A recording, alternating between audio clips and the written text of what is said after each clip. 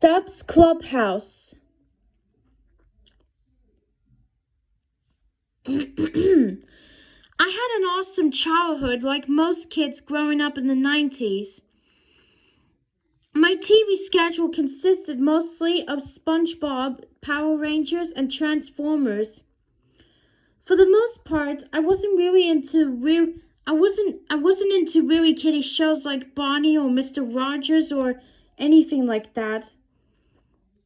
But the other day I was talking with my mom about when I was a little kid. At one point during the conversation, she brought up the topic of an old TV show I sometimes watched. It was called Stubb's Clubhouse. I was unaware of the show that she was referring to at first, but then the memories came flying back. I remembered it so clearly most instantly. Basically, Stubb's Clubhouse was a cheesy, low-budget kid show, starring a clown named Stubb. He had a rainbow-colored jacket, a hat, and if my memory serves, he wore a black pants with stars on them. The show was kind of a rip-off. The show was kind of a rip-off of Pee-wee's Playhouse. Even as a young kid, I could tell that. Basically, Stubb lived in a big clubhouse, which strangely enough looked just like a normal house. I assumed that was due to their low budget. Stubb had a group of friends who lived in the clubhouse. I don't remember much, but I can vaguely remember a poodle, and a man in a very badly made elephant costume. Like I said, I don't remember much about the show. I didn't watch it very much, mainly for two reasons. One, it aired at a very strange and late time, around 10:30, which is bizarre for a kids show. Two, it only aired on a really obscure channel called Channel B-Boo, which only aired shows for about 3 years. Then the channel was shut down for unknown reasons. The only other thing I remember about the show was the theme song was sung by a woman who sounded like she was half asleep while singing it, and the background music was played entirely on a saxophone. In around November of 2006, I had just turned 14. This was a few days ago after the conversation with my mom, and I decided to treat myself to a little trip to the half-price books. I like half-price books more than Burns and novels, because you can find older books and movies as opposed to the up-to-date stuff and at B&N. So I was browsing for the video tapes, searching for a tape of one of my favorite shows, Street Sharks, a show about anthropomorphic sharks that fought crime. I was going through the tapes in alphabetical order, and I had just reached the S section when something caught my eye. It was a tape labeled Stubb's Clubhouse. The case had no logo or picture to indicate it was Stubb, but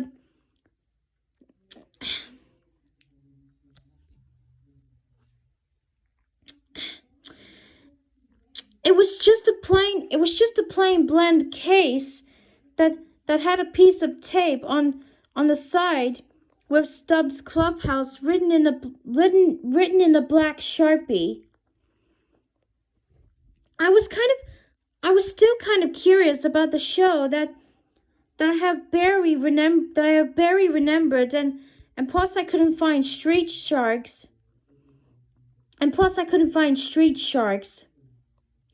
So I decided to buy Stubb. It was pretty cheap, even for a half-price book tape.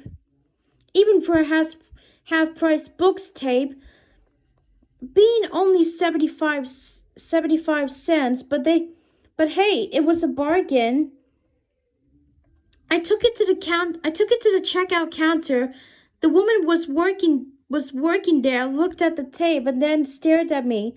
She timidly asked, "Are you sure you want to buy this tape?" I politely said yes, and she rung it up. I went home and got out my VCR and hooked it up to the TV in the living room, where my 6-year-old sister Emma was playing with Barbies. Oh, that's so cute. Barbie girl wannabe. Anyways, she asked me what I was doing, and I told her that I had gotten a tape at half-price books that we could watch together. I put the tape in, and the standard copyright information warning message came up as usual. The tape started at the theme song of the first episode, complete with saxophone music and sleepy singer. The episode started out in the clubhouse where Stubb introduced himself and told the viewers that we were going on a field trip. There was a very bad rough cut to the playground in the middle of a grassy park. There was a group of small children about as old as my sister playing in a merry-go-round. Stubb walked up to them and they all ran to give him hugs. After that, Stubbs looked at the camera and asked if the kids at home would like to play too. As assumed, Emily pipped up and said yes. And Stubbs replied, "Alrighty-o, then come on down to the playground and play with me."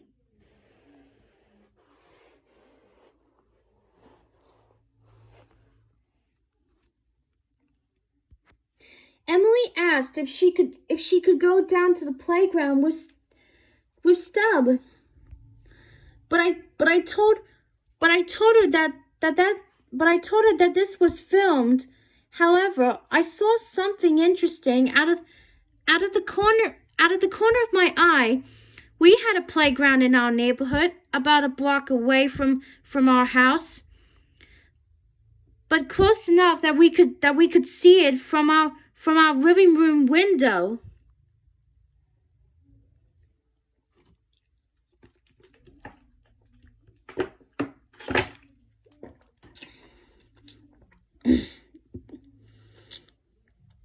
It took me a second to make connection, but it hit me that the playground in the video was the same playground in our neighborhood. Then it hit me more even the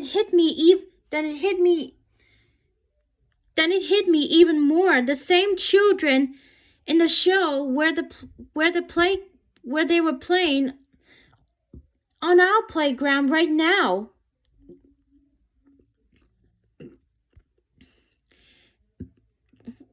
They were wearing the same clothes as they were in the video. And they were performing the exact same actions, almost as if the video were being filmed live.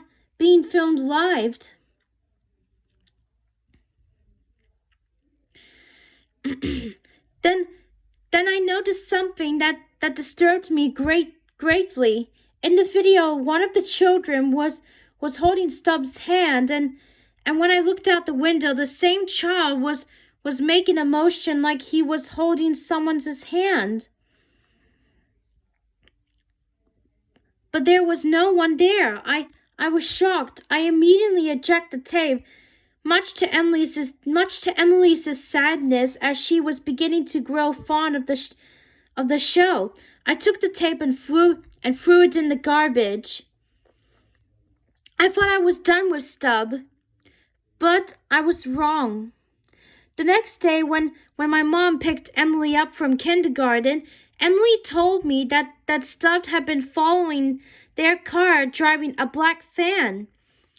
She said she had looked out the back window and saw Stubb behind the wheel of the van.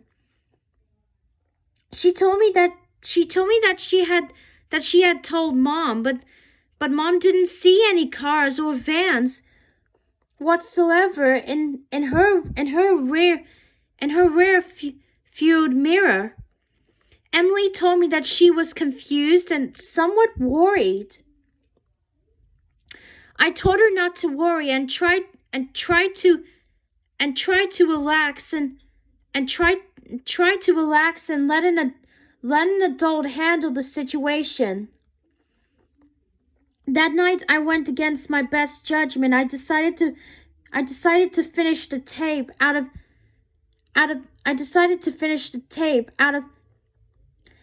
the trash and watched episode 2. The theme song started, but something was wrong. The saxophone was very distorted, and the woman's voice was a lot deeper and a bit messed up as well.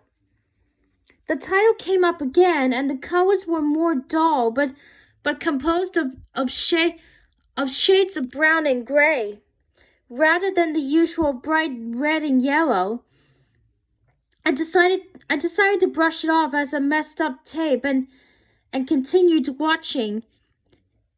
It roughly cut to a still image of Stubb staring at the camera. After a while, I realized that it wasn't a still image. It was a video of Stubb sitting motionless and staring directly at the viewer. Stubb would repeatedly turn his head as if he was cracking his stiff neck, but he would never blink.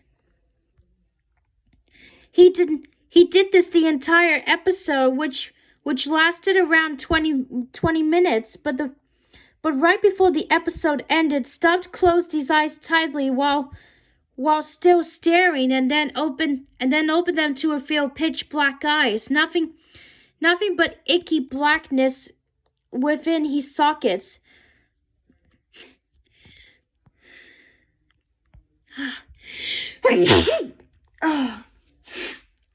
Oh, excuse me, pardon me. I just made it to sneeze.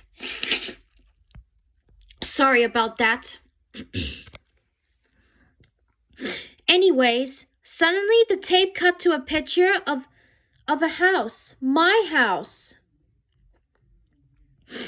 I frantically eject the tape and once I frantically ejected the tape once more and stuck it in the drawer. I looked out the window where the cameraman would have been. But there was neither anyone nor a trace of anyone there. I tried to go to sleep that night, but I just couldn't. I ended up sneaking downstairs in the middle of the night and sitting in the kitchen all night with a light on and a huge supply of caffeine drinks. The morning soon came and I was safe for a while. Unexpectedly, the rest of the day went off with no strange occurrences. Emily didn't see Stubb following them in his van, which was an which was enormous relief and a bit of hope that this might be over. But that night I woke up in what I could be described as conscious sleepwalking, meaning I got up in the middle of the night and did something while being fully conscious and aware, but still drawn to do the thing, by some urge. I subconsciously took the tape from the drawer and placed it back into the VCR. I sat down on the couch and suddenly awoke from my sleep. I noticed that I was on the couch about to watch the tape. I wanted to take the tape out and go back upstairs, but a strange urge or force told me that I needed to watch the final episode 3. The opening started, and this time it was totally different. The saxophone had been replaced with a loud banging, and the voice had now became a deep demonic sounding voice, singing lyrics in a language I couldn't understand. The title came up, and the title looked like it had been slashed by the claws of a large animal. When the episode turned on, Stubb was sitting at a table with some children. He asked the children if they wanted to play a game, and they eagerly said yes. Stubb reached under the table and revealed a large carving knife. He asked one of the children to place their hand on the table. A small girl did, and Stubb asked, "Tell me how it feels." He began to slowly slice a thin rail of flesh from the girl's arm.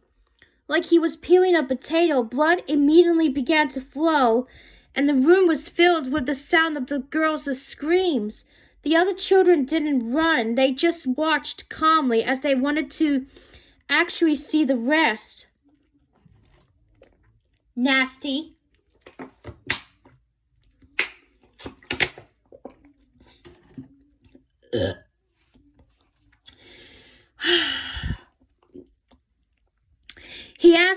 He asked the girl, "Doesn't it feel happy?"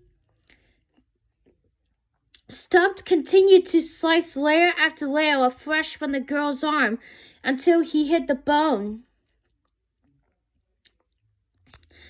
The girl was wailing like a banshee at this point, and I was in an absolute shock. I felt like I would violently throw up at any moment. The girl's arm was drenched in blood, which had spilled onto the table and created a puddle on the tabletop. Stubb started laughing in a happy clown-like way, and the video ended. However, it cut to another video. It was a video of Emily's room. Right now, she was sound asleep. Standing over her bed and looking down at her was Stubb. Suddenly he looked at the camera with an inky black eyes in his sockets.